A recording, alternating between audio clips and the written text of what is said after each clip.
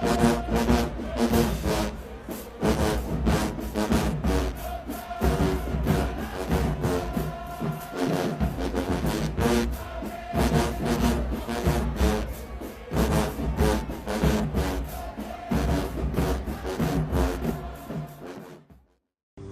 give me my theme music.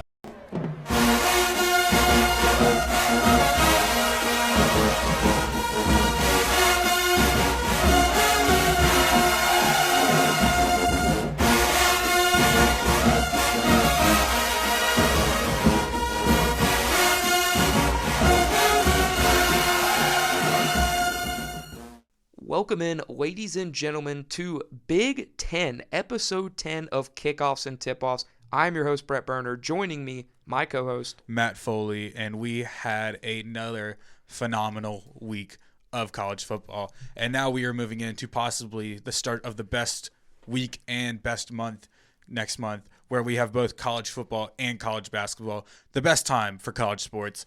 It's finally tip-offs time, and we have a special guest for this episode, a special guest picker for college football. And when we recap these games, we have Connor Bratchford from Stirring the Pot. What's up, guys? Hey, Connor. How you doing, buddy? I'm hanging in. Recorded Stirring the Pot yesterday. It was a great one. We got to talk a lot about we have a new segment actually in it where we basically just take a dump on a lot of the AP poll members it's so much fun. We call it the Cokie Riley Award. Oh, the Cokie Riley. I was going to bring up Cokie Riley, the worst poller. Worst voter. Yep. I don't know how you. I want to find out how you get certified by the AP. I would love to vote. Yeah. Well, we're done with AP this week. You're going to see Kickoffs and Tipoffs is unveiling our own rankings, starting the college football playoff rankings are about to start dropping. So we're done talking about the AP poll. It's now the KAT poll. Yeah. The KAT poll. Yeah. That's tough. All right. We're going to go with that. So, but before we get into any of that, we have to recap Week 9 of college football. A lot of stuff to go over, and I'll gladly start with the battle for Paul Bunyan. Michigan puts little brother Michigan State in its place. A 31-20 win for the Wolverines. It wasn't pretty. It wasn't glamorous, but you know what it was? It was Michigan football. 275 rushing yards on the road. Silenced the crowd completely.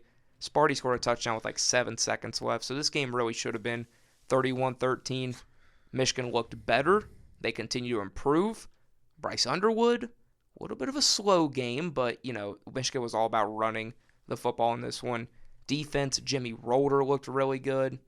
Anything you guys want to add about Big Blue? 6-2, bowl eligible. Nope, this is all you. My team didn't play last week, so. Yeah, I mean, the catalyst of this offense is very obviously Justice Hayes. Coming in from Bama, he's got that prowess coming in from that system, but he has been balling out so far for Michigan. But you gotta be stupid to think he's not a Doak candidate right now. Oh, he is. There's a video posted on the Kickoffs and Tipoffs Instagram with the Doak Walker Award race. New video that popped today. Yeah, we're praying right now as Michigan fans that these rumors about Justice Haynes' foot prove to be getting blown up. The rumor is he could have a broken foot right now. There's a lot of speculation going around. That's neither been confirmed or denied. I'm trying to keep up with it with the people I know the best I can. But Justice Haynes, prayers up. And if it's a broken foot, get healthy. And if you need to take this time, Michigan has basically 4 weeks and 3 games until Ohio State. You have some time and some leeway for those. You can't take any of those games lightly, but you do have some leeway before Ohio State eventually comes to Ann Arbor. So Jordan Marshall will be fine if he's the lead back. He's gone over 100 yards in each of his only 2 starts as a Michigan Wolverine. So the offense is going to be fine, but Justice Haynes, please be okay. Mm-hmm. For everyone's sake. Next game, keep it in the Big Ten. First route, Indiana UCLA. Now I'll go on here and take accountability. I picked UCLA as my super dog on a lot of things. I thought this was almost 27.5. I thought was ridiculous. This offense under Neuheisel was playing great, and then they went into Indiana and Cignetti beat them by 50. Yeah, I mean Cignetti just gave praise to UCLA. He said they were a 3-0 team, and then just proceeded to lay 56 on them. Looked like Nico was back to how he was playing within the first 3 weeks. And Indiana just looked good. Mendoza played well. I mean, it's pretty good when your defense is able to hold a team to 2 field goals and you have no stress playing the rest of the game. Yeah, and didn't UCLA throw a pick six on the first play of, I think it was their first offensive drive? The first drive, yeah. Yeah, that is ridiculous. And I mean, talk about setting the tone for Cignetti right there. But this is just how it's been all year for Indiana. They've just been playing these teams and they've been absolutely mollywhopping them. But it's Fernando Mendoza at the helm. It's his team. Yeah, in Indiana, again, it was 42-3, and they panned over to Cignetti on the sideline, and he did not look like a very happy camper. This Indiana team and Kirk Cignetti right now, they're playing at a different level. He's like Hurley. Yeah, he's never happy about it. He's never happy, but man, he's got this team rolling right now. Next game we'll go into was the nightcap. A&M goes into Death Valley, take on LSU in Tiger Stadium. A slow start, but eventually Marcel Reed's legs were the driving force, and a lot of stuff from this game caused some big changes in Baton Rouge. Yeah, I mean, Marcel Reed just ended up taking over the game in the second half after it was fairly close. I mean, LSU had the lead going into half, and then A&M just came out and put up 35 on them in the second half and held them to only 7 points. I mean, the big news is Brian Kelly is now out of Baton Rouge. I tried to warn LSU fans that he wasn't the guy. He wasn't the guy that was going to get it done. I mean, he just needs to go back up somewhere north, somewhere where he can just run with fat guys and running backs, and he can get the job done. He was never really cut out for the SEC. I mean, the recruiting was somewhat there, but he just couldn't get over the hump of winning those big games like he did, like he could never do at Notre Dame. So, I mean, LSU, they should be fine. I think Blake Baker should be the next, or considered for the next coach. Otherwise, he's going to be one of the most coveted candidates for a DC job in this cycle. One of the best DCs in the country. But it's going to be interesting to see where LSU goes from here with the coaching, especially in this cycle. And they're now, I mean, Florida had the most coveted job for the cycle. Now, make room. It's LSU's the number one spot to go.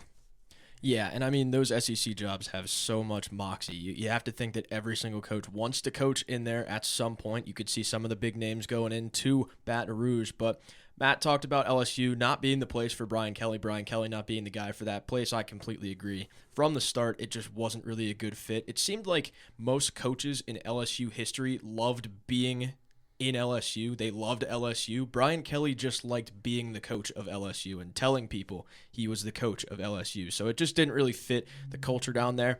He talked about LSU. I'm going to talk a bit about A&M. I'm a big Marcel Reed guy.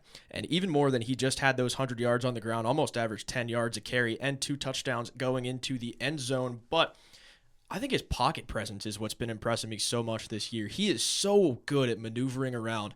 When the pocket collapses, he's so able to just get out of those situations, and he can break one off for 50 easily on the ground. But not even just that, he's able to find open guys. I think he is a solidified Heisman contender right now.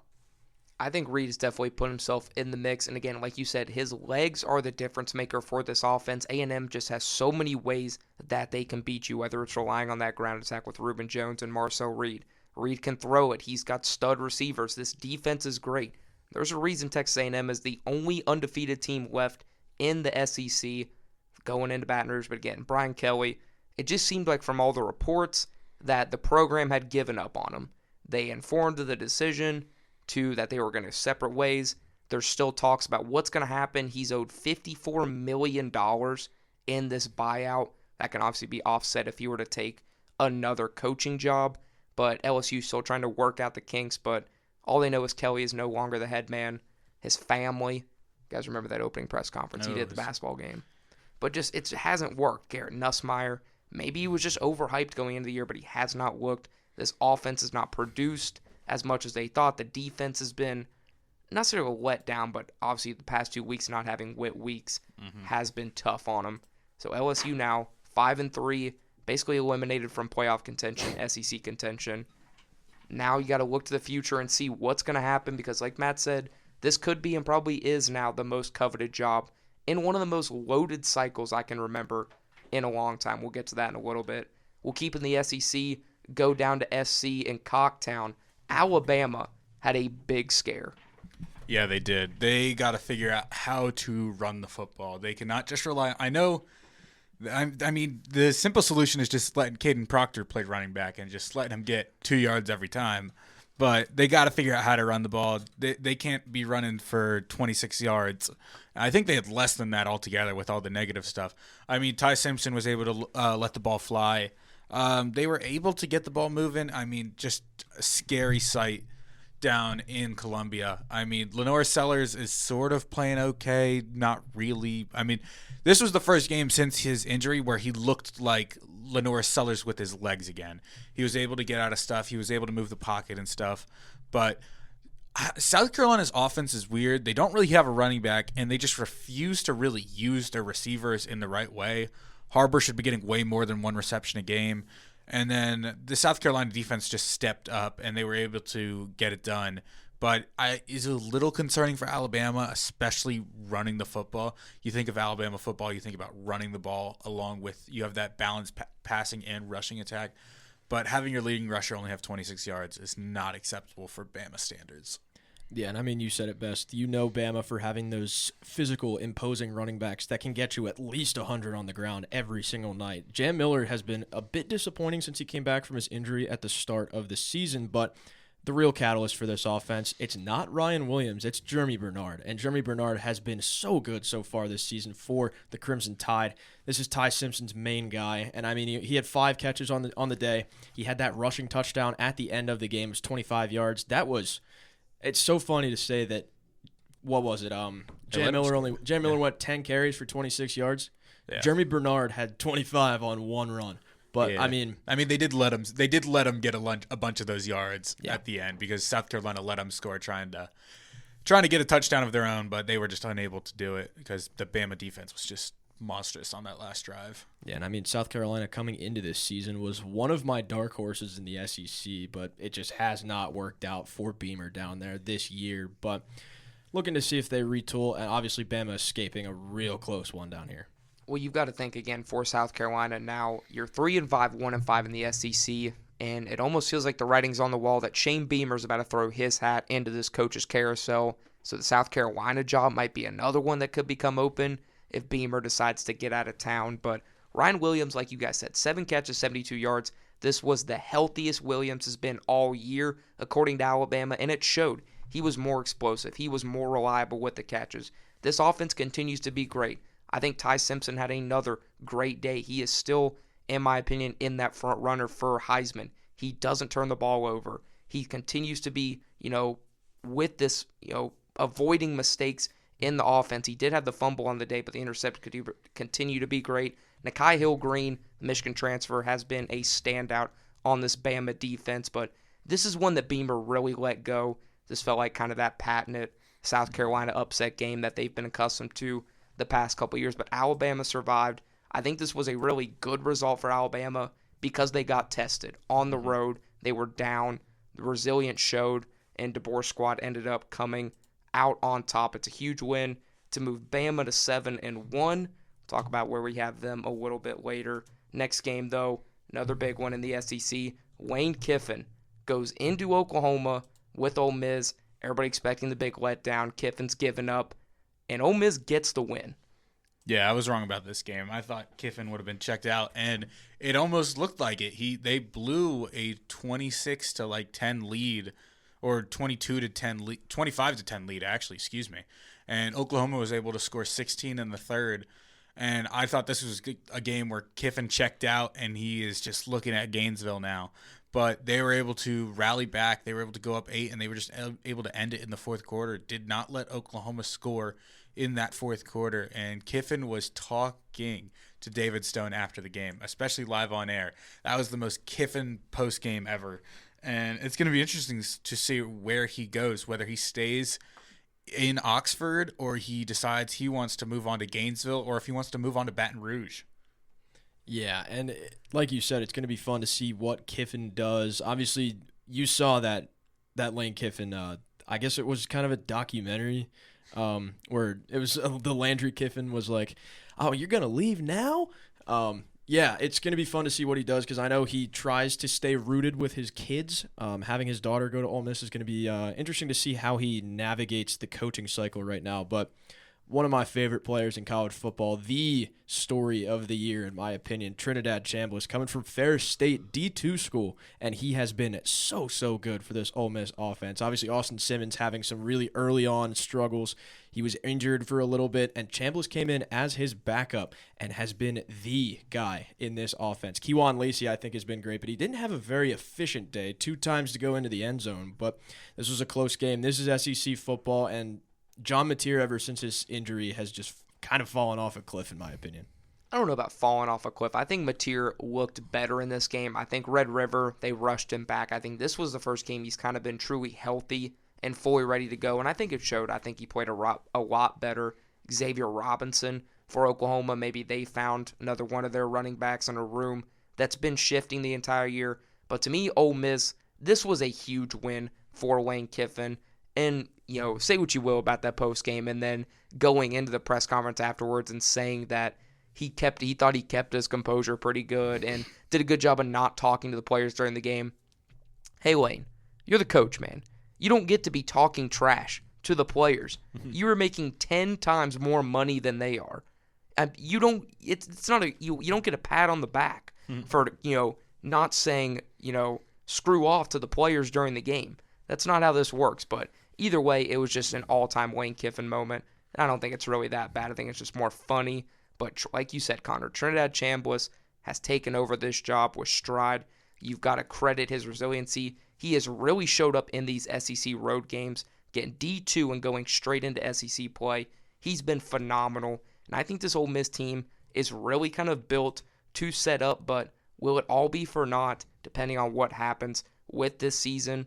And it's a pretty kind of, to SEC standards, easy end to the year. I think Ole Miss, in my opinion, is almost a lock at this point for the college football playoff because they do not have much left on that schedule. So for Ole Miss, they're looking pretty good right now.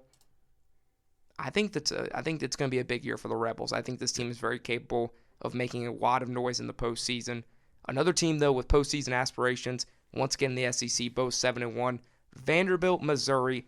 But the biggest takeaway from this game, Bo Pribula is probably done for the year for the Tigers. Yeah, that was not a good injury. That definitely sidelines you. But, I mean, this game was sort of, I don't want to say what I expected, but a little bit of a low-scoring game. Both, I want to say, teams did not perform their best. Defense, it was a defensive showdown. Pavia, don't know how people still consider him a Heisman, especially after that performance. Was not great. 129 passing yards does not give you the Heisman. I mean, Vanderbilt had a guy rush for 86 yards on 4 carries and a tud. That gets you somewhere. But I mean, Missouri, these were in my opinion, two overhyped teams. But I mean, it was what game day was going to get when they went there instead of what was it, the night game? Utah? No, it was that we won a game. We won North Dakota State, South Dakota State. Yeah, that's what they get for not doing that. Well, that proved out to be kind of a good decision. Yeah. Still would have been fun. Yeah. I feel bad. Obviously, you're a Bo Pribula guy. I'm a Penn State fan. It sucks to be a Penn State fan right now, but I'm a Bo Pribula guy. I wanted him to stay in Happy Valley, but I've always been rooting for him. It sucks to see him go down like that. He was playing really, really well. And I mean, he was having a little interception struggles coming into the ladder of SEC play, but just sucks to see anybody with potential go down like that. But Mizzou almost came back. They were about an inch short on that Hail Mary that they ran on the last play of the game, and I think the ending was an all-time classic. It obviously 17-10 isn't exactly what you'd think of as a game day score, but it was a great game all around. A lot of defensive play, but like you said, Matt, I don't know how anybody thinks Diego Pavia is a Heisman candidate. I don't believe. And I mean, he's been what's his 7th year in college now? Something like that. You should be better than that, man. You should be a little more than a running back. He's not just a running back. Once again, Diego Pavia does something, in my opinion, that I don't think any player right now in college football does as good as he does. He makes every single player around him better.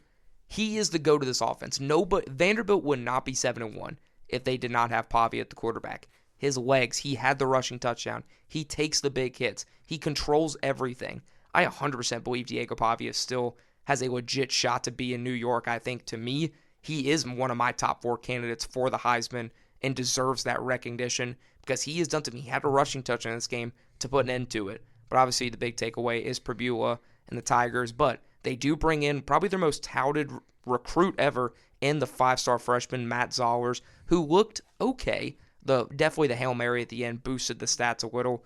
Ahmad Hardy has a decent day on the ground, 20 carries for 97 yards. But unlike Matt, I'm very high on this Vanderbilt team. I think they've showed the resilience. I think their one loss to Alabama, they played them close and then just got outclassed a little. But that was on the road in Tuscaloosa. In my opinion, maybe the best team in the country in the Alabama Crimson Tide. But I think Vanderbilt is a legit shot here in the SEC. Clark Lea's doing something special. But again, anytime you have a program like this, it's going to all depend on this coaching cycle. Could Clark Lee be on the move after this year? A lot of people talking, throwing people's names in the hat. Lee's a Vanderbilt guy, he says. He says no intentions of going anywhere else. So we'll see what plays out down in Nashville. Next game, go to Ames, Big 12. I'm sorry, Bear Bachmeier. The Cougars might go undefeated because they are done with the Big 12 chaos. They look dominant. No, they still got one more. They got a Big 12 chaos game next week. They still got Texas Tech left on their schedule. That'll be the game that decides whether BYU is truly that team or Texas Tech is back and they just had a quick little slip up. But Bachmeier showed out, was able to do it with his legs and his arm. I mean, this was a Iowa State game till about the third quarter, and then it was just all BYU for the rest of the game. They were just able to they picked off Rocco Beck 3 times. I mean, this BYU team could be legit. Parker Kingston is a stud. He was able to haul in 2 touchdowns, and this BYU defense was just able to lock it down in the second half. And that slow start concerned a lot of people. It concerned me because I turned it into the game and it was like 27-10 or something like that. And then they were just able to storm back and the defense showed up in the end. Yeah, and obviously Bear going for over 300 in the air is the highlight of this BYU offense. But like you said, this was a defensive game for BYU. Their defense showed out when it mattered most. Picked off Rocco Beck 3 times, and the icing on the cake was that Satuala, I think that's his name, their safety, who led the team in tackles with 10, 40-yard pick 6 to ice it. And I mean, this BYU team hasn't shown me anything that says they shouldn't go 12-0. I mean, they should be undefeated. This team is really, really good. And if you don't have them as the best team in the Big 12 or the favorite right now to win the Big 12, I don't know what you're doing. Yeah, as of this point, BYU is 100% the favorite. Go into Iowa State as road dogs. And like you said, Matt, this game, I turned it on. Iowa State jumped out to that 14-0 start. It took BYU a little bit to get going, but when they did, they capitalized off Rocco Beck's mistakes. And Bear Bachmeier, this kid's got it. In my opinion, I know Matt's not going to like this. He might be playing, as the best freshman quarterback in the country right now. His ability to control this offense with his legs, his arm continues to get better every single week. He's a legit player. Why would I not like this? CJ Carr. But as the best freshman quarterback right now. Playing like it. No. It's a little bit biased. But I think Bear Bachmeier is playing, he's playing incredible football. And Kalani Sitake, BYU, for the second straight year, has started 8-0. They continue to roll. It's been nothing but impressive. Speaking of unimpressive, though, North Carolina and Bill Belichick, back-to-back weeks, come inches away from their first ACC win, but cannot get it done. Virginia, for the last 3 of the 4 weeks, have played in overtime games and survived another scare down in Chapel Hill. Yeah, I mean, at this point, you just feel bad for Bill. Like, you should have 2 wins. You should be 4-3. But now you're sitting 2-5. You lose 2 more games and you're out of bowl contention. And this Virginia team is just finding ways to win. They get it done again with a huge goal line stand on a 2-point conversion. But you just feel bad for the Tar Heels now. 2 games in a row, you've lost it on the goal line. And at this point, I think Bill's now just looking for that NFL job back. Yeah, I think he's definitely looking to go back to the NFL. But I feel bad because this is Don Brusco's guy, Gio Lopez. Brusco bus. Yes, this is If you aren't aware of on Stirring the Pot, South Carolina and Gio Lopez are part of the Brusco bus, and both of them have not been voting too well so far this year. But I feel bad for Gio, man. Coming up from South Alabama, it's got to be a little rough going up to a power program with so much lights on it, with Bill Belichick being the head coach at UNC, but he just hasn't performed so well this year. He was getting gashed earlier in the year, and I mean, for a game that Chandler Morris should have been much, much better in, they were so close to pulling off the upset, but they just could not get it done. I feel so bad. Virginia continues to find ways to win. Chandler Morris, to me, again, I can see nothing but Garrett Green when I watch him play. He's literally the epitome of Garrett Green in college football. He has some insane performances. He has some questionable stat lines, but more often than not, he somehow in these close games finds a way to pull it out and get the job done. But North Carolina, full respect to it. You get the touchdown, and then you go for two to try and make it, and they come up inches short of the conversion. Last week, that was an inexcusable mistake. The fumble into the end zone. That is one of the worst plays I've seen in college football in a long time. But this week, it was UNC keeping it close, fighting. This is one, like Matt said, I was very high on all week, saying I thought UNC would keep it close. I ended up being right on that one. UCLA, I was not right on that one. So I went 1 for 1 on the games I thought would be a little bit close. Speaking of games that just, ruffled some feathers, Memphis, South Florida, USF, completely frauds, choked this game away. And I called it. Memphis was able to come back 20 unanswered in the second half, just able to jump back.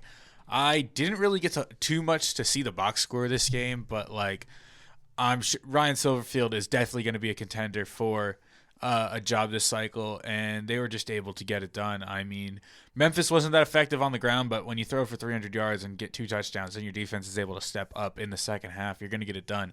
And Byron Brown just continues to be the most overrated quarterback in the country. What do you mean overrated? They lost the game. They lost the game. He threw a pick. It was not his fault they lost this game. It was USF's pathetic defensive performance. Okay. I still think he's overrated, but USF continues to be the most overrated team in the country. Never should have been anywhere near 18. I don't know what we're crediting them. They lost every game that was they lost to Miami. They beat Florida. But I just never thought this team was that good, and I don't think a G5 team should be anywhere near the top 20 unless they have a deserved reason, and they didn't. Yeah. I mean, I'm a Byron Brown enjoyer. I think he's a really good quarterback. He's just a little rough around the edges. He's your typical. He's reckless. He's very reckless. He's your typical G5 quarterback. They just kind of run and gun.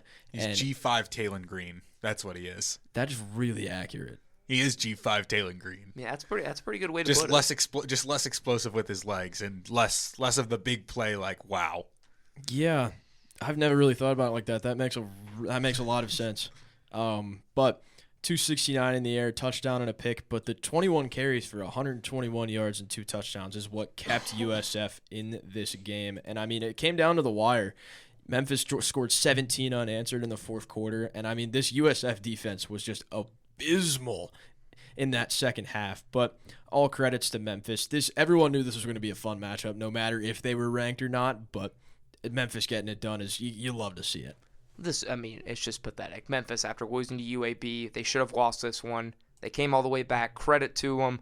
Like I keep saying, it's all these records continuing to get better or worse. It's not going to matter when they play the troops in Annapolis. All these are doing are stat padding to make Navy look better when they eventually beat them. They're just making Navy's schedule look great. Yeah, that's all it's doing. Navy controls their destiny. They play both those teams. They play North Texas this week. Huge test. This is the month for Navy to prove if they can legitimately represent the group of 5 in the college football playoff.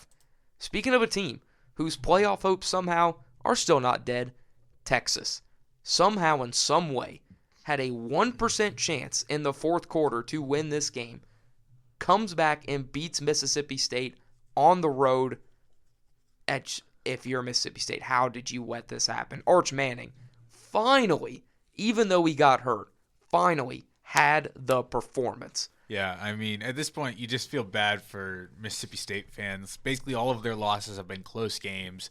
You've rallied in a lot of them. Blake Shapen performed out of his mind, 381 for 4 touchdowns. But I think the real story is Arch looked very, very good in this situation. They finally were getting the wide receivers involved. They were starting to stretch the field.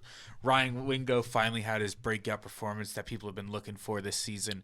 One of the highly touted 5-star freshman wide receivers last year. But, the defense for Texas just stepped up in the end, but it was a struggle. Anthony Hill Jr. is going to be a coveted first-round pick. But, is Texas back for this? I don't know. I don't think they're going to be able to beat A&M in the last week, and they still have Georgia. So the playoff chances, they're small, but they're still there, I guess. If Arch plays like this for the rest of the year, I'd say your hopes are better than they were a week before. Yeah, I feel for Blake Shapen in this one, man. He played out of his mind again. I've been saying it all year. This Mississippi State team can go toe-to-toe with anybody in the SEC on any week, but I don't know. I feel so bad. 381 yards, 4 touchdowns in the air for Shapen. He's had a bit of a rough collegiate career. He's kind of gone the beaten path, but no cowbells this week. Arch coming back 24 points in the fourth quarter. It's almost like that Denver-New York game that we saw last week. Just so much quality in the fourth quarter. They knew that they had to come back, and they did it. But this is Arch Manning's marquee comeback win. He needed this for this year to be anything other than a wash. Yeah, there's a difference for Mississippi State between hanging in with SEC teams and beating SEC teams. There's a reason that they haven't won an SEC game all year. I still think this team has potential and they're building something, but it's not there yet. They have potential. Just give it some time, and eventually it'll come. Texas got the win. They came back. Arch Manning ended up suffering concussion in this game, so the overtime touchdown throw was by the backup Matthew Caldwell, a nice 10-yarder to win it for Texas. The Longhorns, again, moved to 6-2.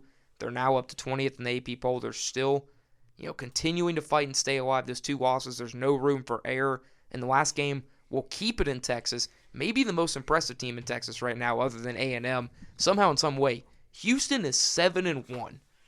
Yeah, my only discredit for this game, and Houston played well, Wegmans played great, but Arizona State did not have Jordan Tyson. That is basically part of their entire offense.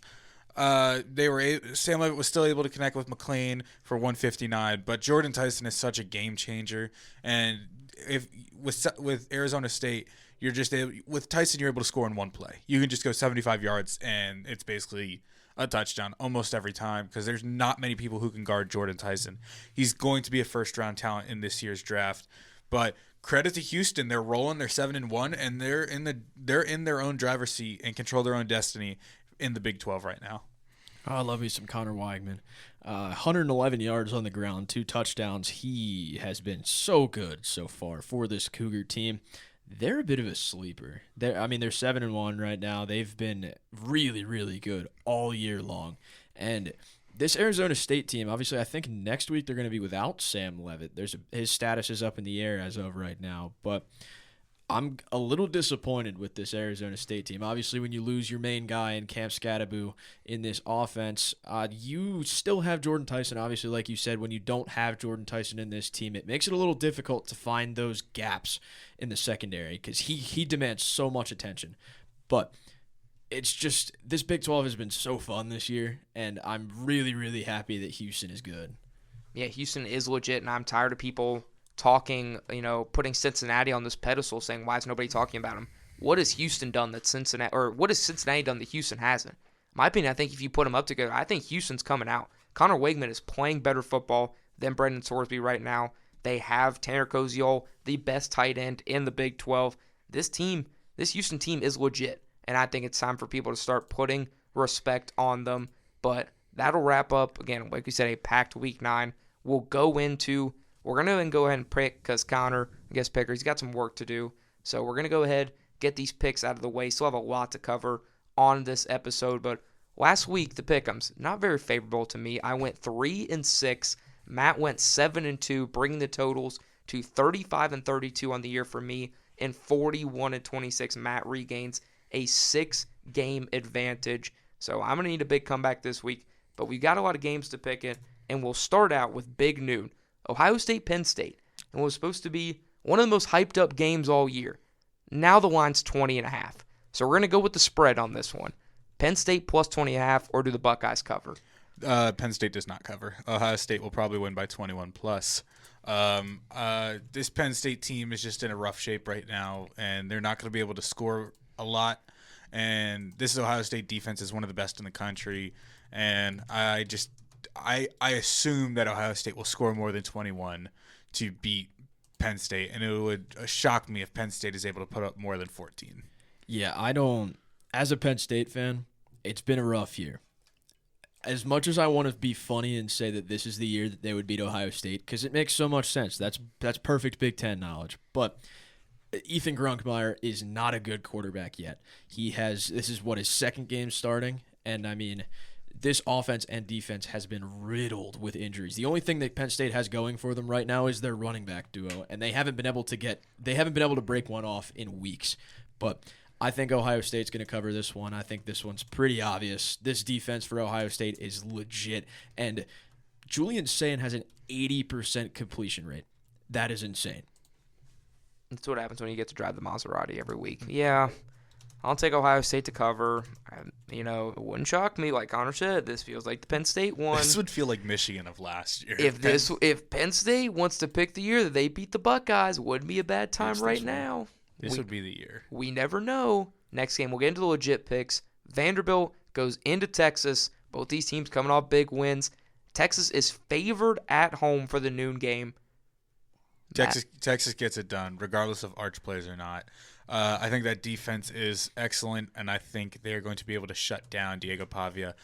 Sark is a mastermind when it comes down to shutting down rushing quarterbacks, especially like Pavia, and I just think they're going to be able to get it done. And I just think it being in Austin, they're just going to be able to take care of business and come out with, I'd say a 10-point win. Yeah, Matt, we're on the same page. I'm going to go with Texas in this one. Arch Manning just came off of his marquee win for his collegiate career. This is the momentum that this Texas Longhorn team needed, and they finally got it. It looks like Arch Manning is going to play. He returned to practice today, just looked at it, but I'm going to go with the Texas Longhorns in this one. I'm not, like you said, Sark loves to shut down those running quarterbacks, and Diego Pavia is a running quarterback, but I think Texas gets it done here. Give me Vanderbilt. You guys are so low on this Vanderbilt team, and Pavia's going to show up this weekend. Vanderbilt goes into Texas. They get the win. Texas officially eliminated from, can't say officially eliminated because somehow Clemson got in last year, but it would basically eliminate them from playoff contention. The preseason number one team in the country. Yep. Out before the last 4 games of the year would not be a good sight.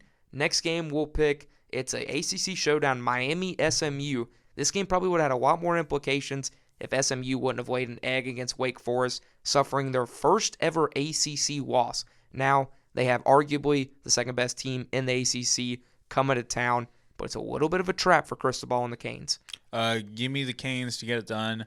It was a slow start last week against Stanford, but Stanford just decides some weeks that they just want to mess around with some teams a little bit. But give me Miami to get it done. I was not impressed by SMU this entire year, and then they just laid an egg, as you said, Brett, against Wake Forest. I think Rhett Lashley is on his way out the door to a certain school. We'll discuss that later on the Coach's Carousel, but give me Miami to get it done and get themselves back into a driving position for the ACC championship. Yeah, I'm going to go with Miami. As much as I wanted to take SMU for the upset, I do think they're going to cover, though. I think SMU will cover this one, but I think Miami's just got too much quality all around. I think SMU's not going to be able to keep up with it. Although, don't be surprised if you see a bit of a Kevin Jennings masterclass out of this one. Yeah, I think this one is a weird spot for SMU. It's a noon game. They get Miami at home. Canes have been a little bit rally. There's a shaky performance last week in the camo jerseys, coming off of the loss to Louisville. I think this Miami team is kind of on the ropes right now, but I think this will be the bounce-back game that gets Miami back into that kind of national conversation of, hey, we were considering this might be the best team in college football 3 weeks ago. Let's put them back in those talks. So I think Miami gets it done. Next game, maybe the biggest one, definitely for Group of 5 play. Navy, North Texas, the undefeated midshipmen go on the road to a one-loss North Texas team. North Texas favored by 6.5 in this one. Matt, are you going to ride with the boys? Give me the midshipmen to get it done. There it is. Give me the future Heisman contender Blake Horvath to just run like crazy. Navy's going to need to step up on defense. North Texas does have what's his name? North Texas has a quarterback that I think he almost threw for 700 yards last game. He had 6 touchdowns. It's going to be a great game. It's going to be a battle of 2 dynamic offenses. One loves to run the ball and one loves to let the ball fly. But I'm going to go with Navy. I'm rocking with the midshipmen. The plan is still that Mestamaker. Yeah. I knew it was something long, but he just let it fly last game. I think it was like 600 yards and 6 touchdowns. But give me the midshipmen to get it done. I'm a big Drew Mestamaker guy. I think he's been absolutely sensational so far for this North Texas team. But if you don't take the troops, can you even call yourself an American? Crap. Give me the troops. I'm going with Navy in this one. Blake Horvath to Eli Heidenreich is one of the better duos, and it's going to be really, really fun to see this team fight for a playoff spot. Oh, crap, Connor. I was really banking that you might take North Texas there. Navy, the offense has been incredible all year. The defense has really struggled. They are going to need a big day from the secondary to counter Mestamaker, like Matt said. He just threw for 600 yards and 4 touchdowns against Charlotte last week. Now, once again, that's Charlotte, but this kid can let it fly. He's a freshman now. This is the start for Navy. The test is on for the troops. If you want to be considered a legit candidate to represent the group of 5 in the college football playoff, it starts this week in North Texas against the Mean Green. I will take Navy. Navy sweeps the graphic.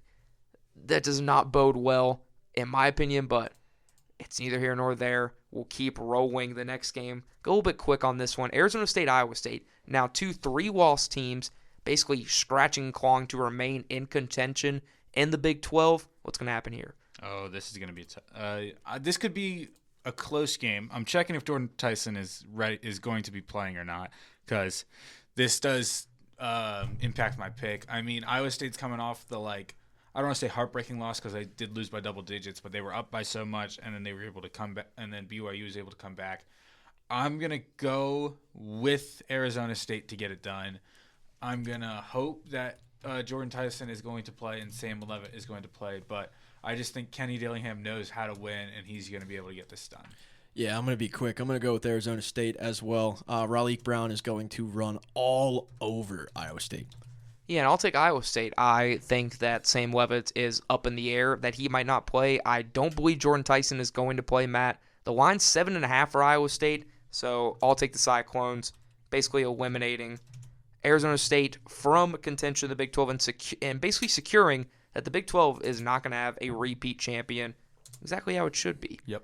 Next game, we'll go into the biggest cocktail party in the South, Georgia, Florida. This is a weird one. It's in Mercedes-Benz. The Dogs are 7-point favorites. It's not in Jacksonville? Oh, wait, no. Is it in Jacksonville? I think it's always Jacksonville. I think it's always Jacksonville. in I meant Jacksonville. My bad. I was like, Not I Mercedes-Benz. was like, what? Oh, they sold out. Yeah. No, yeah, it's Everbank always, I was like, Stadium. it's always in Everbank, Yeah. the largest outdoor cocktail party of the year. Give me the Gators to get done. No Billy Napier equals a win. Give me DJ Lagway, Dallas Wilson. They get it done. I don't want to say they ruin the Georgia Bulldogs playoff hopes, but they certainly make it very, very hard for them to claw back into a driving position. But give me the Gators to chomp.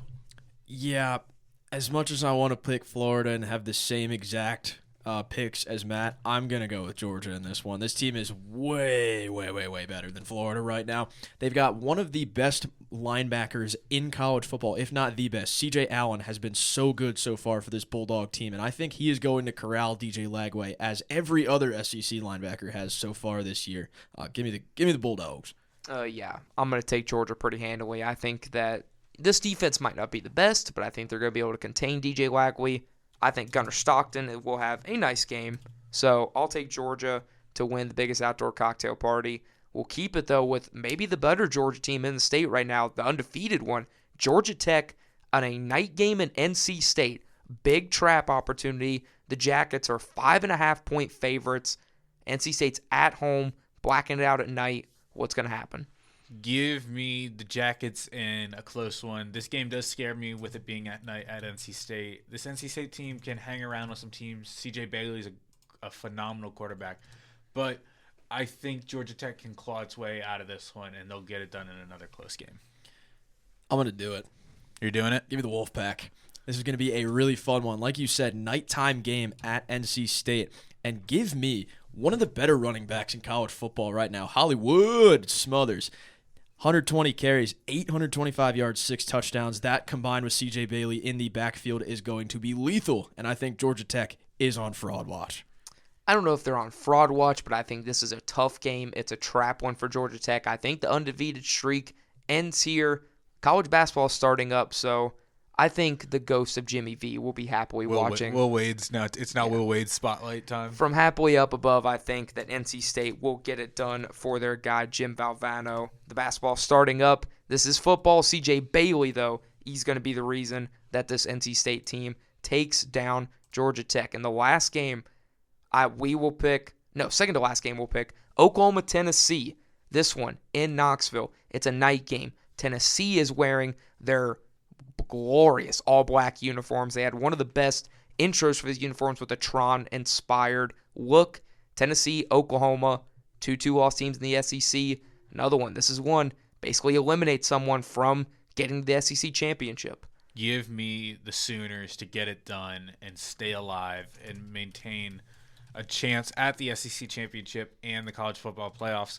I think having Mateer sort of get back into his healthy form, and I think they're just going to be able to control the pace and control the tempo of this game.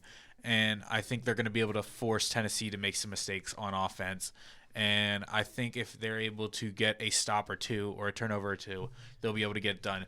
The blackout in Rocky Top does make it interesting for Tennessee. That added environment is going to be amazing at Neyland Stadium. But give me the Sooners to get it done. All I'm going to say is they don't write songs about Norman, Oklahoma. They say they wish they were on old Rocky Top. I'm going to go with Tennessee in this one. I think this Tennessee offense is super high-powered. Chris Brazzell, I think, is the best jump ball receiver in the nation right now. Deshaun Bishop has been so good when Joey Aguilar has looked off so far.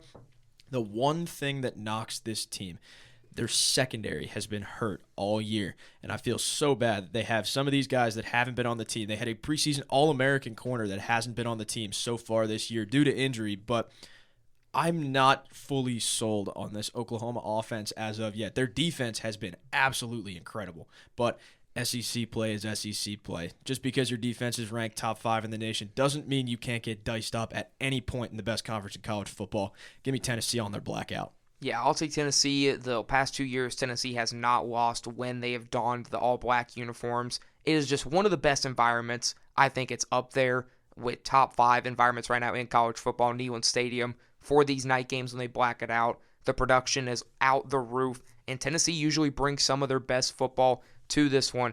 I think this Tennessee team is a little bit overrated right now, but I think this is the win that they've been looking for. Joey Aguilar has a good day against Oklahoma's defense.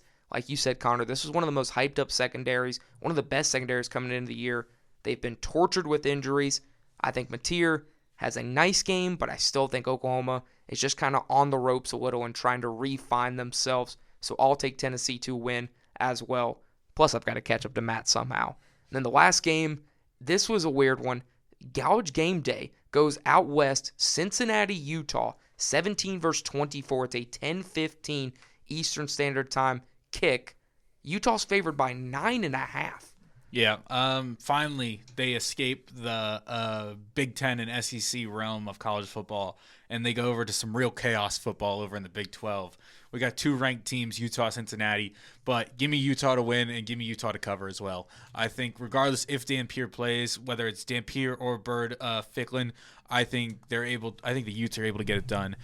Bird Ficklin is basically Devin Dampier. He can run the ball, he can throw the ball, and I think that win last week was huge for them, especially over Colorado. And they were able to put up 43 at half. And if it's Bird Ficklin, that's going to be exciting to see because he could honestly provide a quarterback battle for Dampier down the stretch, especially coming into Big 12 championship contention. I've got a few points to make for this one. Utah's defensive line has been so good so far this year. They have one of the leading sack guys I don't know why I said it that way. They've got one of the nation's leading sack number people. I keep fumbling my words on this one. John Henry Daly is a really good edge rusher. 9.5 sacks so far on the year. It's been Utah's big presence on defense. It's been that D-line.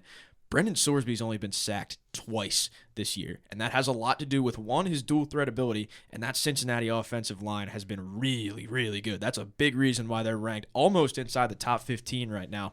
I don't trust Devin Dampier under the big lights. It doesn't matter if he's at home or away. We've seen it in both different settings right now. That is their 2 losses. Devin Dampier has not performed in the passing game as well as he should have. Brendan Sorsby has 1 pick on the year. He is one of the nation's leading touchdown guys. I'm going with Cincinnati in this one, and this is where Brendan Sorsby makes his Heisman case. I love Colorado and Coach Sanders out there in Boulder, but the look that I saw in Kyle Whittingham's eyes last week when Utah was laying an absolute geese on Colorado on all 3 levels, offense, defense, special teams. That is the most complete performance I've seen a football team make in a half, possibly in my entire time watching college football. I think this Utah team is out for blood right now. So I'll take the Utes to win at home. Vegas never lies. Something's up right now with this big line. Like Coach Corso says, never bet against Vegas. So we'll take Utah. That'll wrap up our Pick'em segment. Connor, be interesting to see how you fare. We appreciate you coming on and doing the picks. But, Matt, we've got a lot more stuff to go over in this episode. And we're going to start out. Do you want to do – no, we're going to do this. We're going to do the KandT poll. First time. The College Football Playoff poll is about to come out. So we are going to make or reveal our top 12 as of right now. You go ahead, Matt. Start it off, obviously, as number 1. I mean, at 1, as much as it hurts both of us, Ohio State is the best team in the country right now. Until they lose a game or until at the start, we both had Miami, and then Miami took a loss. But Ohio State has been playing like the best team. They have the best defense in college football, it looks like, and they have the best offensive player, it looks like, in college football with Jeremiah Smith. It's going to be hard to knock them off, but they haven't really played anybody, and they won't really play anybody till what looks like could be the Indiana Big Ten championship game. And then it's followed by Indiana, the team that they are most likely going to meet in the Big Ten championship. Indiana, huge win over Oregon. Walk into Autzen, get a double-digit win. Not much else to say. And then to round out the undefeated big-time teams, we have Texas A&M. We were debating on A&M and Indiana. We originally thought we were going to pick A&M, or at least I had A&M, but we decided that the Indiana win over Oregon looks the best on the schedule right now. Just the fact that they were able to walk into Autzen Stadium and get a double-digit win. Yeah, you've got to take into account head-to-head matchup, strength of schedule, all of that stuff. So Texas A&M, they do get the 3-0. Indiana gets a 2. I think Indiana, their best win is better than A&M's best win with the road win in Oregon. And number 4, this is our first one-loss team. We have Alabama slotted in at 4. I think out of the undefeateds, or outside of those top 3 undefeateds, this has been the most impressive one-loss team. They've won 7 straight games. Their only loss being in week 1 to Florida State. It was hard to believe that beginning of the year we were putting the panic button on Alabama, saying that this team, Kellen DeBoer might not just be the guy. He put on that black hoodie and look what happened. Alabama all of a sudden is elite. Then we have Georgia at 5. Georgia's one loss being to our number 4, Alabama. This Dogs team has looked great. The defense has struggled at times, but we have the win. And specifically, the reason Georgia's at 5 is because we have Ole Miss at 6. Mm-hmm. And obviously, Georgia has that head-to-head matchup. I think if you put these on a neutral site, I think the outcome could be different. But honoring head-to-head, Georgia's at 5, Ole Miss is at 6. Three straight SEC teams. Yeah, and then we work into sort of the teeth of this ranking system. The first 5 was a little easy. We decided to put Ole Miss over our number 17 Oregon. We value that Ole Miss's win over Oklahoma and how close their game with Georgia was, and how Ole Miss has just been rolling since. And then we have Oregon. Oregon, the only thing that we have Oregon, the only reason we have Oregon behind Ole Miss is because they do not have that quality. We don't want to say quality win yet, because originally that Penn State win was legit, but Penn State has since fallen off a cliff, and now they are one of the worst teams in the country, yet to have a P4 win. But then we move on to number 8 and our lone Big 12 represent in the top 12, BYU, the only undefeated team in the Big 12 right now. They have proven to be the best in the Big 12 right now. They were able to knock off Utah. They were able to come back versus Iowa State, and we struggled with putting them above this other undefeated team. It came down between them and the other ACC undefeated team, Georgia Tech. We just thought BYU has a better strength of schedule. They have the better wins. Georgia Tech's best win originally was Clemson. It looked great, but Clemson also, like Penn State, has not performed since that win. So Georgia Tech is at 9, BYU is at 8, and Oregon is at 7. And again, getting down into now the top 10 through 12, this is where you can kind of take your picks and kind of put them whatever order you want. We have Miami at 10, and we have Vanderbilt at 11. We honor Miami. I think the Hurricanes have better wins than Vanderbilt does. I think a lot of Vandy's wins maybe due to some SEC hype up. So we have Miami at 10, Vanderbilt 11, and then at number 12, we have Matt's Notre Dame Fighting Irish. To me, I would feel no comfortable putting Notre Dame more than above 12 because of the 2 losses alone. Now, do I think Notre Dame could beat some of these teams above them? Absolutely. But with those 2 losses, you have to honor the system. Putting them at 12, to me, is the highest you can put them right now. But I do believe that Marcus Freeman's squad is a legit candidate to be in the college football playoff. But again, there's no room for error for Notre Dame. They have to win out, and they have to do it impressively. Yep, they do. You got not real. I mean, you have the Navy game next week. You have BC this week. BC doesn't really scare me at all. Then you have Navy. Navy could be ranked, but that Navy game is always weird because you don't know if you're going to be able to get a game like last year when Notre Dame was just able to out-physical Navy and they just have the better players all around, or you're going to get in yourself into a dogfight with Navy and you're just going to have to hope and pray that you have the possession, you have the ball with on the last drive. And then you have Pitt, who could end up being ranked with the new freshman quarterback, and then it wraps up with Syracuse and Stanford.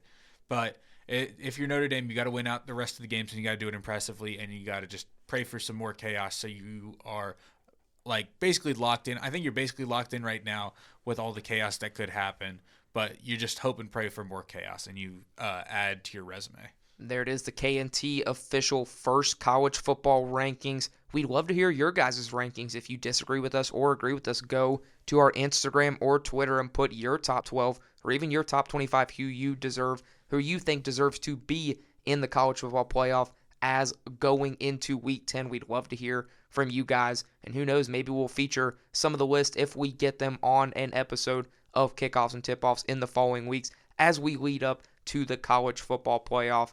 12 teams, it's going to be a dogfight. This list is probably going to change. Obviously, we don't have a group of 5 representative in. That'll be a walk, whoever comes out of the group of 5. But again, the playoffs this year is different. It goes solely off the rankings for the seeding, so that's what we're deciding to do. So it's going to be a lot of fun already can't believe that we're already talking about college football playoff rankings. It's the end of October, man. It is. Where did the time go? It feels like it's gone by too fast. This is week 10. We've already done 10 weeks of this. That's crazy. Yep, and now we're getting into basketball season, which is even more insane. Yeah, it's already time for basketball. But before we get into basketball, we'll quickly wrap up football. A lot of big-time jobs have been opened up. So right now, the coaches carousel is effectively spinning and active. A lot of names could be on the move. We're going to go through and list some of the biggest jobs available as of right now, who we think should be the prime candidates for the jobs. And we'll start out, obviously, with the most recent one in Baton Rouge. LSU, no more Brian Kelly. What is the Tigers' game plan here? I think the Tigers have many options. I think the safe option is staying in state. You take John Summerall from Tulane. It's a safe pick. It's a good pick. But I think LSU is definitely going to swing big. They're going to go after some high-tier coaches. I think they're going to try to go for Saban. They're going to make Saban say no. I could see John Gruden maybe going there. Maybe Urban Meyer wants to take another stab at the SEC. They're going to swing for the fences here if you're LSU. You have the money to pay anybody. Dan Lanning, they could try to pull him from Oregon. I think a realistic option could be Kenny Dillingham. I think you get him from Arizona State. That would be a good option. But I think the safe option is John Summerall. You stay in-state, you get that in-state talent, and you build on him. I completely agree with you, Matt. I think Summerall is the prime candidate for this LSU job. Now, obviously, I think this is Florida's worst nightmare because I think LSU now immediately is going to put in a lot of money for Lane Kiffin. He is going to be the prime target. Like you said, I think Nick Saban's name has been thrown around.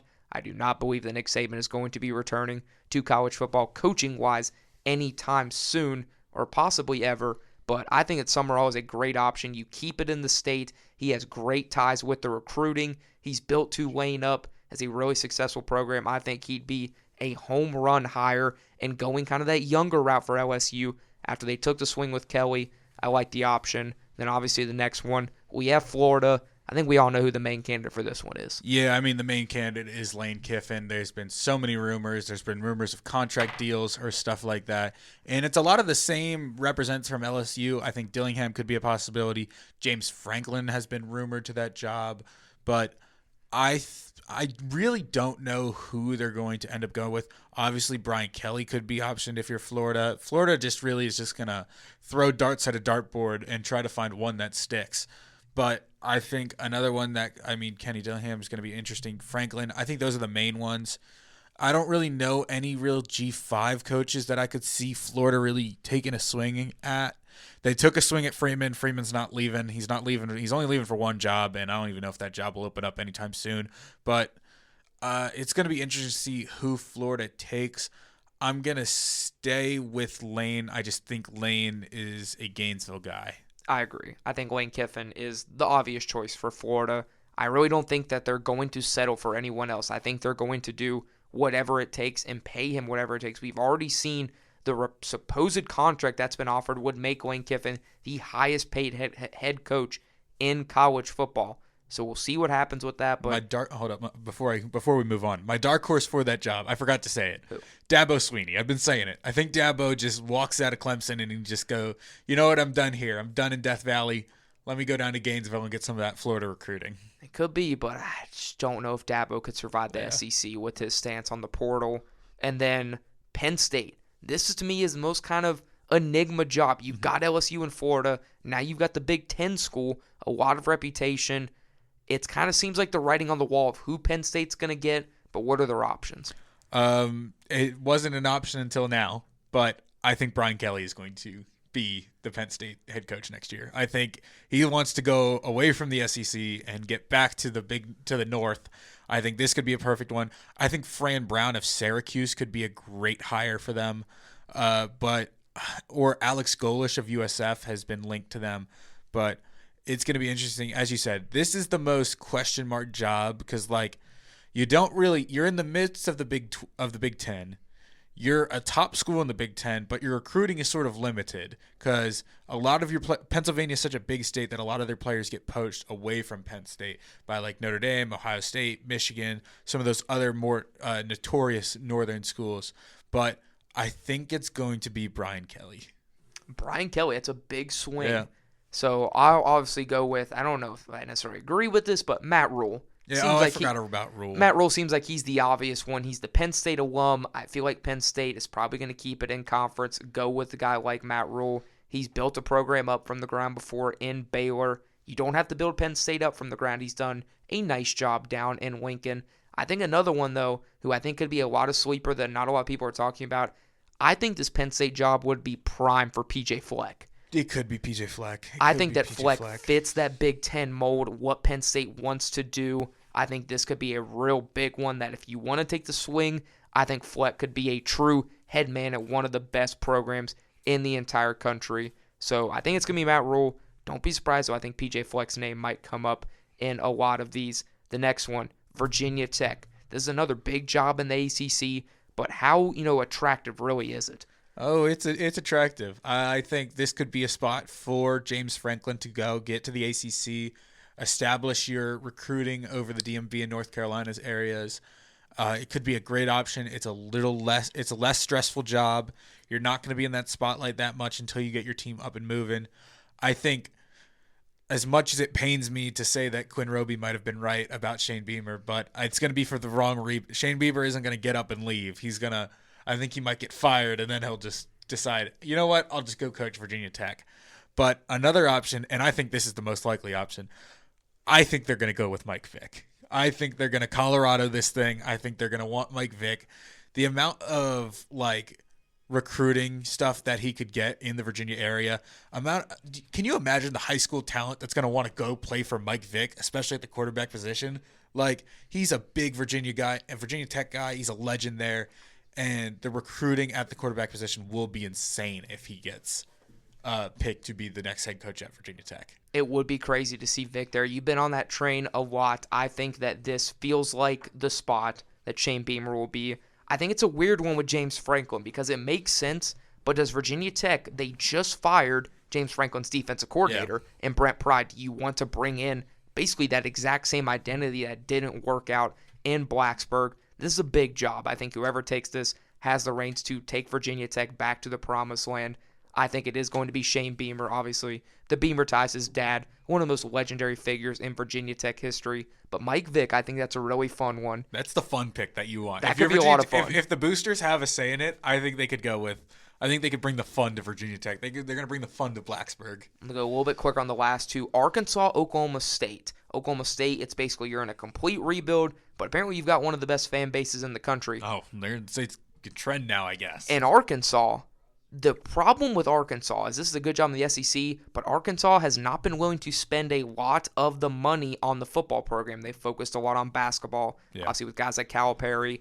So that's a weird job. Not a lot of people seem too attracted to the Hogs job. I think there are only two candidates for the Hogs. I think one is Rhett Lashley from SMU. Has ties to Arkansas. He's an Arkansas native, went to Arkansas. I think he would be a huge get for them. He's obviously had some incredible recruiting, and he'd probably end up bringing Kevin Jennings with him, which would be insane for Arkansas. And then I think the other option is Ryan Silverfield from Memphis. I think he's your G5 guy if you want to go get a G5 guy. I think he perfectly represents Arkansas football, and he was able to learn from Dan. I saw this video on Twitter today. He went to Eugene, Oregon, and learned from Dan Lanning a little bit in the offseason of what that Oregon team does, and I think he'd be a great rep for Arkansas. Yeah, and then what about for Oklahoma State? Oh, and then Oklahoma State, I think you either go, if you want a defensive guy, you go with Jim Knowles. He was the DC for what was his name? Who was Oklahoma State before? Mike Gundy? Mike Gundy. He was the DC from 2018 to 2021. And if you want to go offense, I think you go Colin Klein or you go Arbuckle. Yeah, I completely agree. I think for Arkansas, it's Lashley. He has the ties. I think it's a home run. For Oklahoma State, I think that Ben Arbuckle. He's got in Oklahoma right now. I think he's one of the best young offensive minds in college football. I really like what he's done. So I would go with Arbuckle for that job at Oklahoma State. That'll wrap up Coach's Carousel. Probably a lot of other openings are going to be happening. It's going to continue to spin until some of the seats are filled. But that wraps up football. We've got a little bit of time left to go into college basketball. I think we might have to save this for our next week. Yeah, we can save it for next week. So we'll go ahead and pick our 3 games next week. A lot of more college basketball. We'll be able to talk about some of the games that have happened. We're going to go ahead and pick conference champions and overall awards for college basketball. But the first 3 games, some of the high key ones, BYU, Villanova, Florida, Arizona, Duke, Texas. We'll start with BYU versus Villanova. Yeah, this is a sneaky game, and these were the 3 biggest games. There weren't a lot left this week, especially since we'll be recording next. A lot of these games are going to happen next week, and we'll record again, and we'll probably be able to pick the games on Friday. A lot more games Friday. So when next episode airs, we'll be able to have those picks. But I'm going to go with BYU in a close game. This is a retooled Villanova team, but this BYU team is one of my picks to make the Final Four. I am in love with this team. They bring a lot back, and they introduce a lot.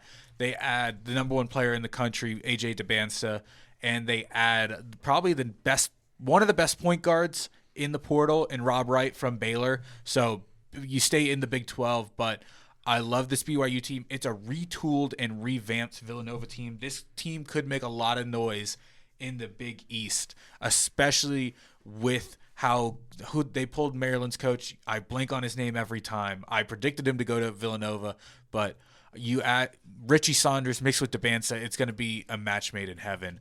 But I'll let you go with this one. It's what is his name? It's not Loxley. He's the football coach. I keep blanking. It's it's not Buzz. No, that's Maryland. That's Yeah. Maryland's Kevin Willard. Kevin Willard. There it is. Every time I mix up him and I mix up Buzz. I think Buzz is the coach of Villanova, but Buzz went from A&M to Maryland. Yeah. And Willard basically left Maryland for Villanova. Yeah, and I think this BYU team, like you said, they added some great pieces, but they kept a lot of the core pieces from last year. So you lost a little bit of talent to the draft, like Igor Demon. So I'll take BYU. I think it's a very tough game. Villanova, a lot of people have forgotten about them after since Jay Wright left. They kind of had an off year last year. I think they're going to have a resurgence, but I don't think it's going to happen. I think BYU is going to put the nation on notice on night one. Florida, Arizona, SEC Big 12 matchup early on in the year. Yeah, I mean, this is awesome. You have Florida defending national champs. You bring in two transfer guards in Boogie Flan and Xavier Lee.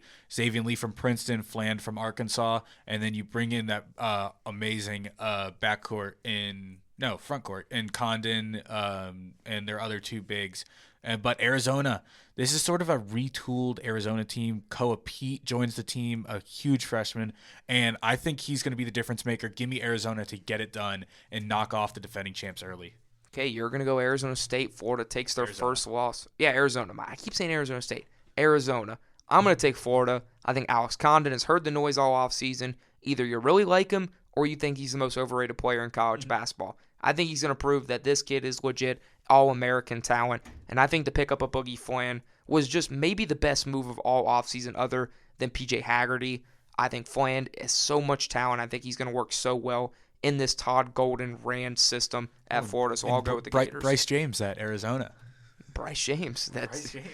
Shout out Bryce James, another Braun lineage. Shout out LeBron if you ever want to be on the podcast. Yeah, shout out. Last game, maybe a little bit of, kind of the bias. Duke, Texas.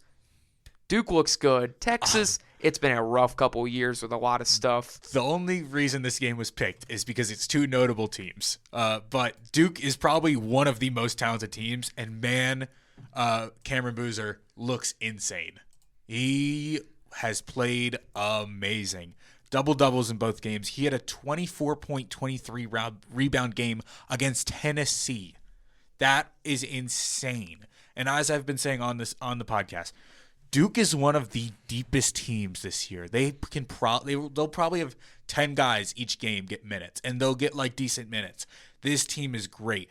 They add the Boozer twins, Dame Sarr, Nick Kay, and then you return Isaiah Evans, Caleb Foster, Pat Nagamba, Darren Harris. If this team could be better than last year's team. This team is insanely talented, and they are also one of my picks, early picks to make the Final Four. And to put, how talented we think this Duke team is, saying they could be better than last year, every single Duke member, the starting five last year, is currently on an NBA roster. Yeah. If that tells you anything about how good this team is. Duke's number one issue last year was their depth. They couldn't hang in when the starting guys went off the court. I think it's different this year. Yeah. Like you said, Cameron Boozer looks insane. Don't forget about his brother Carlos. He's looked good as well, but this Duke team is going to be legit. Carlos is the dad. Oh, you're right. It's Carlos Cameron Boozer. and Caden. Caden, that's his name. I can't believe I just said Carlos. A lot of C's. Too many C's. A lot of C's. But I think Duke wins. Texas, I don't know what the plan is for the Longhorns. They just got the Xavier coach because Xavier beat him in the first four last year. They're a football school. They're just trying stuff out. They're going to see what works. But that's going to wrap it up. A big episode. Episode 10 of Kickoffs and Tipoffs officially wraps up. We thank you all so much for listening. Again, you've been listening to Kickoffs and Tipoffs right here on U92 The Moose, wherever you get podcasts at. Thank you and goodbye.